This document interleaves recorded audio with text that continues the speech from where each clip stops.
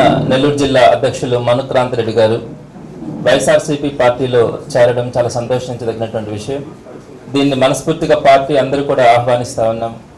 ఆయనకు కానీ ఆయనతో పాటు వైఎస్ఆర్సీపీ పార్టీలో చేరినటువంటి ప్రతి ఒక్కరికి కూడా వైఎస్ఆర్సీపీలో సముచితమైనటువంటి స్థానం కానీ గౌరవం కానీ ఉంటుందని అందరికీ కూడా సవినయంగా తెలియజేస్తూ ఉన్నాము.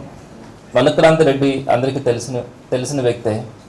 ఒక నిజాయితీగా నిస్వార్థంగా జనసేనలో పనిచేసినటువంటి మనుక్రాంత్ రెడ్డి ఈరోజు వైఎస్ఆర్సీపీ జగన్మోహన్ రెడ్డి గారి నాయకత్వం పట్ల ఆకర్షితులై రావడం అన్నది ఒక మంచి నిర్ణయం.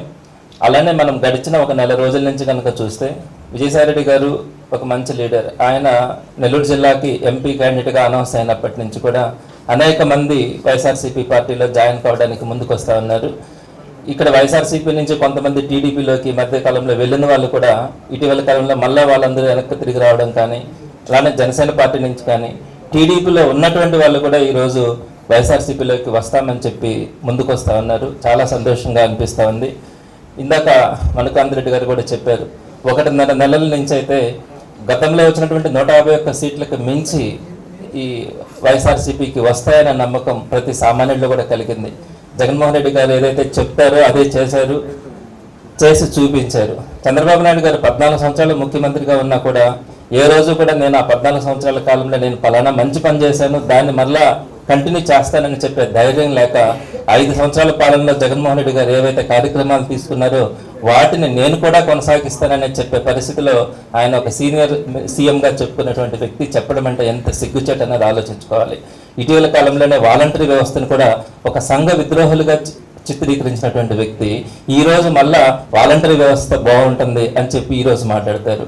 అమ్మఒడి కానీ ఆసరా కానీ ఈ సంక్షేమ పథకాలన్నీ కూడా ప్రజలని సోమరిపోతులను చేస్తాయి, ఇవన్నీ కూడా చేయలేరు, చేస్తే మరో శ్రీలంక అవుతుందని చెప్పినటువంటి వ్యక్తి ఆ రోజు మనం 70,000 కోట్ల సంవత్సరానికి ఖర్చు పెడతా ఉంటే ఆ 70,000 కోట్ల వల్ల రాష్ట్రం ఇబ్బంది పడుతుందని చెప్పి ఈ రోజు నేను 1,20,000 కోట్ల సంవత్సరానికి ఖర్చు పెడతానని చెప్తారు.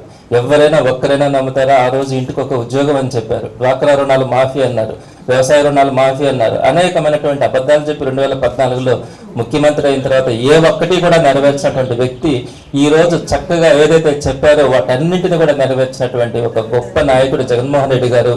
ఆ పథకాలను నేను కొనసాగిస్తానని చెప్తే మీ మాటను నమ్మడానికి రాష్ట్రంలో ఏ ఒక్కరు కూడా సిద్ధంగా లేరు అన్నది మీకు అర్థమైంది, నాయకులందరికీ ప్రజలకి అర్థమైంది. అందుకే ఈరోజు పెద్ద ఎత్తున వైఎస్ఆర్సీపీలో చేరికలు జరుగుతూ ఉన్నాయి. మరొకసారి 151 సీట్లు దాటి 175/175 దిశగా వైఎస్ఆర్సీపీ ముందుకెళ్తా ఉంది. అందరినీ కూడా కలుపుకుంటాము. వచ్చేవారందరికీ కూడా విజ్ఞప్తి ఏంటంటే, మీరు మనం వచ్చేసాము మళ్ళీ తిరిగి వెళ్తే ఎలా ఉంటుందో అనే ఆలోచన లేకుండా అందరూ కూడా వైఎస్ఆర్సీపీలోకి వస్తే జగన్మోహన్ రెడ్డి గారి ఆధ్వర్యంలో ప్రజలకు మంచి చేస్తూ ఒక మంచి నాయకత్వంలో పనిచేస్తున్న మన తృప్తితో మనమంతా కూడా ఈ రాజకీయాల్లో మనం కొనసాగే ఒక సంతోషం ఉంటుందని సవినయంగా అందరికీ తెలియజేస్తూ మరొకసారి పార్టీలో చేరినటువంటి మనుక్రాంత్ రెడ్డి గారు కానీ వారితో పాటు చేరినటువంటి ప్రతి ఒక్కరిని కూడా మనస్ఫూర్తిగా ఆహ్వానిస్తూ వారికి మంచి స్థానం గౌరవం అన్నీ కూడా పార్టీలో ఉంటాయని తెలియజేస్తున్నాను.